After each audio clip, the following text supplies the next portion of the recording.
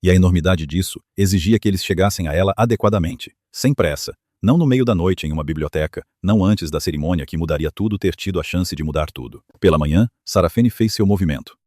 Ara esperava por isso e ainda não estava totalmente preparada para sua forma específica, porque Sarafene era mais sofisticada que as abordagens esperadas, e havia se preparado mais do que ela havia acreditado totalmente. Ela veio à Câmara do Conselho antes da declaração planejada de Kalin e trouxe documentos, e os documentos eram um conjunto de correspondências entre seu pai e um consórcio comercial rival, correspondências que alegavam que a missão diplomática Voz não era um esforço genuíno de tratado de paz, mas uma operação de coleta de inteligência, projetada para mapear o território de Duskori e a hierarquia do bando, para interesses humanos hostis à soberania do bando. Os documentos eram, enquanto ela os olhava do outro lado da mesa do conselho, enquanto Sarafene os apresentava com sua voz elegante e medida, seu cabelo arquitetônico e sua expressão de genuíno pesar, falsificações. Ela sabia que eram falsificações porque conhecia a caligrafia de seu pai. E essas cartas usavam uma formação ligeiramente diferente da letra E minúscula que seu pai nunca usou em sua vida. E porque ela sabia que os termos do tratado em si eram genuínos, pois ela os havia visto serem negociados ao longo de 6 meses de sua própria observação e participação parcial. Mas eram boas falsificações. Eram o tipo de falsificações que exigiam recursos, tempo e contatos nos escritórios administrativos do Conselho Humano, o que significava que haviam sido preparadas com bastante antecedência, o que significava que Sarafene sabia há mais de 2 dias o que estava acontecendo, ou suspeitava disso há mais tempo. Talvez estivesse observando a família Voz por motivos ligados a informações que o Conselho Duskor mantinha em registros aos quais ela tinha acesso. Ara ficou na mesa do conselho e olhou para as falsificações e sentiu a raiva fria e clara de alguém que havia sido alvo, não pessoalmente, mas politicamente alvo como um símbolo de ameaça em vez de como ela mesma, o que era um tipo específico de desprezo com o qual ela estava intimamente familiarizada e que ela decidiu, estava cansada de tolerar. Estas são falsificações, disse ela no silêncio surpreso da Câmara do Conselho. Posso demonstrar. A caligrafia tem inconsistências em 14 lugares que posso identificar para você. Agora, eu também gostaria de salientar que a correspondência faz referência a um consórcio que não existia sob o nome usado nesses documentos até 4 meses após as datas das cartas, o que você pode verificar através do registro comercial público do Conselho Humano, e que se este conselho quiser entrar em contato com meu pai, diretamente através da rede de comunicação diplomática, posso fornecer os códigos de autenticação que estabelecerão a identidade e permitirão que você faça essas perguntas a ele em um formato que não possa ser forjado. A Câmara do Conselho estava muito quieta.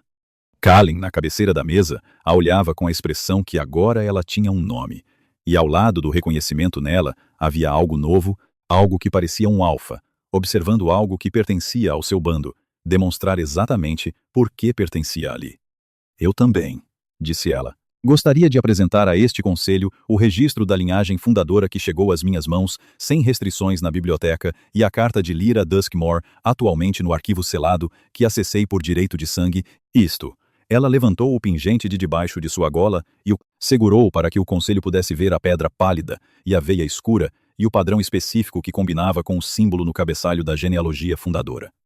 O Conselho pode desejar consultar os registros históricos relativos aos itens que foram colocados no arquivo selado para segurança há aproximadamente 150 anos e as condições sob as quais deveriam ser devolvidos à linhagem fundadora. O homem de cabelos grisalhos à esquerda de Kalin, que ela havia identificado em 2 dias de reuniões como o membro sênior do Conselho e a pessoa mais experiente politicamente na sala, olhou para o pingente e para ela, e de volta para o pingente, e ela observou sua expressão passar por vários estágios de cálculo que terminaram em algum lugar que parecia um homem reestruturando sua compreensão de uma situação.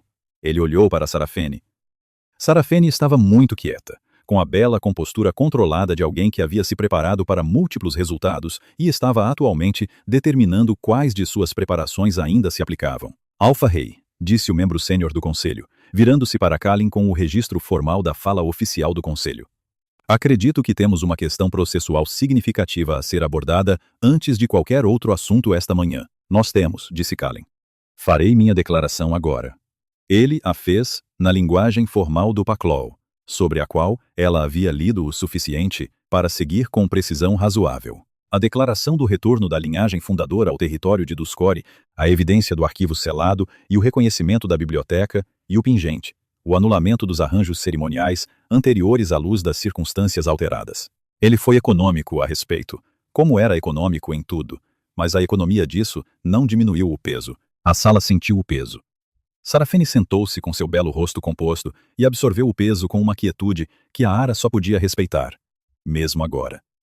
Porque, qualquer que fosse Sarafene, e qualquer que fosse o que ela havia feito, ela também era alguém que havia construído algo cuidadosamente e estava vendo desmoronar com a espinha reta e as mãos cruzadas sobre a mesa, e isso exigia um tipo de fortaleza que não era insignificante. Após a reunião, após o conselho ter se dispersado em consultas urgentes que ocupariam as próximas 24 horas, enquanto todos recalibravam suas posições, Sarafene parou no corredor fora da câmara do conselho. Estavam sozinhas. Sarafene a olhou com aqueles traços precisamente simétricos, completamente neutros pela primeira vez desde que se encontraram, despojados da performance de calor e da performance de ameaça e apenas presentes como eram. Você não é o que eu esperava, disse Sarafene. O que você esperava? Alguém que pudesse ser assustado. Alguém que não entendesse os documentos no registro fundacional, ou que os entendesse e não soubesse como usá-los. Alguém que chegasse como uma peça no tabuleiro em vez de uma jogadora. Ela fez uma pausa. Eu jogo este jogo há 2 anos e sou muito boa nisso. Eu sei, disse Ara. Você é excepcionalmente boa nisso. Algo na expressão de Sarafene mudou. Um pequeno movimento rapidamente controlado. As falsificações estavam erradas. Quero que você entenda que eu entendo que estava protegendo algo pelo qual trabalhei muito e usei métodos dos quais não me orgulho. Eu também sei disso, disse Ara. Ela olhou para essa mulher que havia passado 2 anos construindo algo que uma linhagem fundadora retornante havia desmantelado em 4 dias. E pensou no que significava ter poder e perdê-lo. E pensou na diferença entre pessoas que eram suas inimigas porque eram genuinamente opostas a ela e pessoas que eram suas inimigas porque ela havia chegado em um momento inconveniente. O que você quer, Sarafene? Não a posição de alfa-rainha. O que você realmente quer?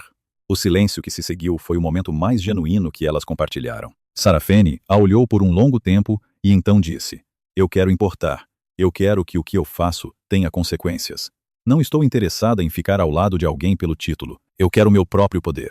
Então não fique ao lado de alguém, disse Ara. Construa sua própria coisa. Não foi uma solução. Não foi uma resolução limpa para 2 anos de posicionamento complicado e uma tentativa de falsificação. E ela não era ingênua o suficiente para pensar que uma conversa no corredor havia transformado Sarafene em uma aliada. Mas algo mudou. A expressão de Sarafene, que não era o sorriso calculista ou o calor forjado, algo que por um breve momento parecia o início de uma consideração diferente. Ela inclinou a cabeça ligeiramente e passou por Ara pelo corredor com a graça sem pressa, que era simplesmente o seu jeito de se mover, e a observou ir e pensou que o mundo estava cheio de pessoas impressionantes na direção errada, e que era um desperdício, e que ela esperava que Sarafene eventualmente encontrasse a direção certa. A lua de sangue nasceu naquela noite. Ela não tinha entendido pelas descrições que Finn lhe dera, ou pelos registros que lera a realidade física da cerimônia. Compreender, lá intelectualmente, não a havia preparado para estar no grande campo aberto da cerimônia no momento. A lua cheia clareou a copa das árvores e sentiu a luz atingir sua pele, e soube com a imediatidade de uma sensação física o que falar com a lua realmente significava. Não era metafórico. Era uma frequência, um registro de informação na própria luz da lua. Informação que seu sangue era capaz de receber há 1 século e meio, adormecida até que a proximidade da cerimônia, o pingente e o arquivo selado a tivessem despertado gradualmente, e que a luz direta da lua desperta completamente entre uma respiração e outra. Ela parou de andar e colocou a mão sobre o externo, e sentiu a velha luz explodir dentro dela como uma lâmpada totalmente acesa, após anos em sua configuração mais baixa. O bando sentiu. O ar mudou da maneira que mudou no portão na manhã de terça-feira. 200 lobos, se orientando para o mesmo ponto, para ela. Kaylin estava no centro do campo da cerimônia e se virou quando o ar mudou, e através do espaço iluminado pela lua, seus olhos se encontraram, e o vínculo que a puxava desde terça-feira, com a força da gravidade, constante e inescapável, e fingidamente evitado, estalou em clareza total, como um cordão finalmente resolvido. A lua tinha outros planos para o papel dela na cerimônia. Ela sentiu o poder se movendo pelo chão da maneira que se sente o clima canalizando através do rei alfa no centro, e no ponto onde normalmente se distribuiria através dos laços do bando, pausou. Encontrou-a. Encontrou o sangue fundador em suas veias, e o dom de falar com a lua brilhando em seu peito, e disse na frequência que ela passou 24 anos incapaz de ouvir. Aqui é onde o canal está. Aqui é onde sempre esteve. Ela caminhou para o centro, sem tomar uma decisão consciente. Kalin a observou chegar e não a impediu. E ela se moveu pelo campo da cerimônia enquanto 200 lobos, 7 membros do conselho e um ex-candidato composto observavam em total silêncio. E ela parou ao lado dele e sentiu o poder da lua encontrar seu canal adequado através de ambos. Através do vínculo e do sangue que carregavam, o dele por direito de nascimento, e o dela pela longa jornada de uma linha dormente retornando à sua fonte. A velha luz explodiu para encontrá-lo, e o dom de falar com a lua que dormia há 150 anos disse em uma frequência que todo o bando podia sentir: estou aqui.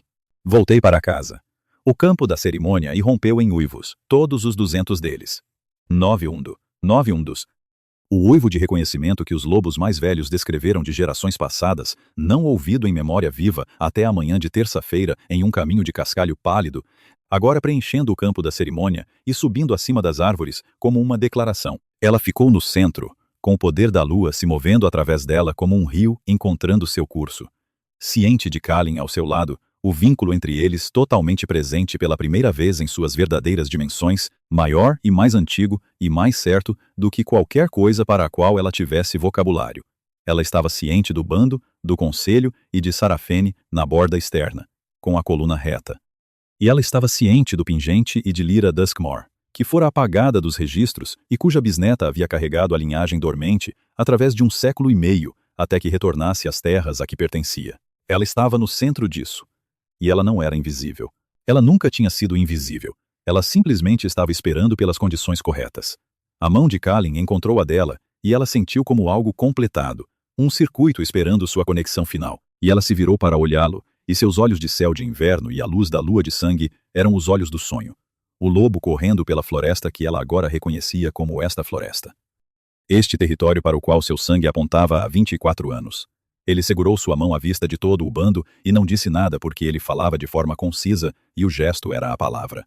O membro sênior do conselho completou a cerimônia na configuração alterada. E quando as palavras finais foram ditas, o poder se moveu pelo campo da cerimônia uma última vez, assentando-se, tornando-se parte da memória do território. Ela sentiu através de seus pés como se o próprio chão estivesse reconhecendo algo corrigido. Ela não foi convidada a sair. O tratado não foi abandonado. Nos 3 dias seguintes à lua de sangue, o conselho revisou a documentação da linhagem fundadora, autenticou a carta do arquivo selado, consultou 3 lobos mais velhos, cuja memória coletiva era a biblioteca viva do bando, e reconheceu formalmente o retorno da linhagem fundadora. Os termos do tratado foram estendidos para incluir uma nova cláusula, sua cláusula, que ela redigiu sozinha e que abordava a relação histórica entre o bando Duskmore e os territórios humanos, com a especificidade de alguém que entendia ambos os lados de dentro. Seu pai foi informado. A conversa foi longa e difícil, e no final dela, ele disse com a voz de quem finalmente pousava algo pesado. Sua avó sabia. Acho que sua mãe sabia. Eu não sabia como te dar isso, então te dei a biblioteca em vez disso. Ele fez uma pausa. Ajudou? Sim, ela disse. Ajudou mais do que você imagina. Sarafene Vale deixou a corte Duskor 3 semanas após a lua de sangue. Não em desgraça, mas da maneira que alguém sai quando recalibrou seu destino com propósito e bagagem, e a expressão de uma pessoa que decidiu que o local atual simplesmente não é o certo. Ela enviou uma breve nota antes de partir, que terminava com uma caligrafia menos arquitetônica do que o esperado. Acho que você pode ter estado certa sobre construir sua própria coisa. Pretendo tentar. Ara guardou a nota. Kalin pediu que ela ficasse. Ele pediu na biblioteca, na mesma mesa onde passaram a noite lendo os registros de fala da lua com a lâmpada entre eles e sem urgência no ar, porque a urgência havia se resolvido no campo da cerimônia, e o que restava era a coisa mais quieta e permanente que veio depois. Ele pediu sem teatralidade. Ele a pediu porque ela era sua companheira e porque ela era o sangue fundador e porque o bando precisava de tudo o que ela era, o que ele disse claramente. E então ele disse, e porque quando você está neste prédio, eu sei onde fica o norte. E quando você não está, eu sei que não sei, e eu prefiro saber. Ela pensou nos documentos do tratado, na biblioteca de seu pai, e no caminho de cascalho pálido, e nos lobos uivando, e na porta do arquivo selado, e no sonho de correr em direção a uma floresta, para a qual ela não sabia que estava correndo. Ela pensou em 24 anos de chegar, entregar e partir, e não permanecer na memória. Precisarei de acesso permanente ao arquivo selado. Ela disse: a pesquisa sobre a fala da Lua tem lacunas que precisam ser abordadas, e continuarei o trabalho do tratado. Estou mais equipada para isso do que qualquer pessoa em sua equipe diplomática atual. Ela fez uma pausa. E eu quero que Finn pare de perder deliberadamente suas lutas para proteger o moral das pessoas mais lentas que ele. Isso é ruim para o desenvolvimento dele. Kalin olhou para ela com a expressão para a qual ela agora tinha um nome, e o calor ao lado dela que ele não forjava. Vou passar isso adiante. Então. Sim, ela disse. Eu fico. Ela ficou. O solstício de inverno chegou, e o bando se reuniu no grande salão, e os lobos mais velhos contaram as histórias fundadoras no fogo do solstício. Aquelas para as quais os filhotes deveriam estar quase adormecidos, mas raramente estavam. Este ano, as histórias incluíram uma nova. A história mais antiga refeita sobre a linhagem que foi perdida e retornou. Sobre a filha do quarto alfa que foi apagada dos registros e cuja bisneta desceu por um caminho de cascalho pálido em uma manhã de outono e foi reconhecida antes de se reconhecer. Os filhotes ouviam com os olhos arregalados e sentavam-se perto do fogo, e Kalin sentava-se ao lado dela, e seu lobo estava acomodado da maneira que não estava, há 11 anos, gerenciando coisas, e a velha luz em seu sangue estava quente, estável e desperta. E do lado de fora, o território Duscori respirava na escuridão do inverno, com todas as suas árvores antigas e seu poder antigo, e sabia o que continha. Os lobos não uivaram naquela noite. Eles não precisavam. O que havia sido chamado veio. O que havia sido perdido, retornou. O reconhecimento estava completo. Se esta história tocou seu coração, compartilhe-a com alguém que ama romance épico. Conte-me nos comentários, você previu este final?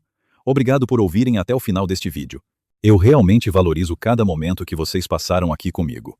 Neste momento, estamos a caminho de alcançar o primeiro marco, 1000 inscritos. Se as histórias que conto tocaram vocês pelo menos um pouco, por favor apoiem-me clicando no botão inscrever-se, subscribe. Cada inscrição de vocês é uma enorme motivação para eu continuar a escrever e trazer mais histórias valiosas. Vejo-vos no próximo vídeo.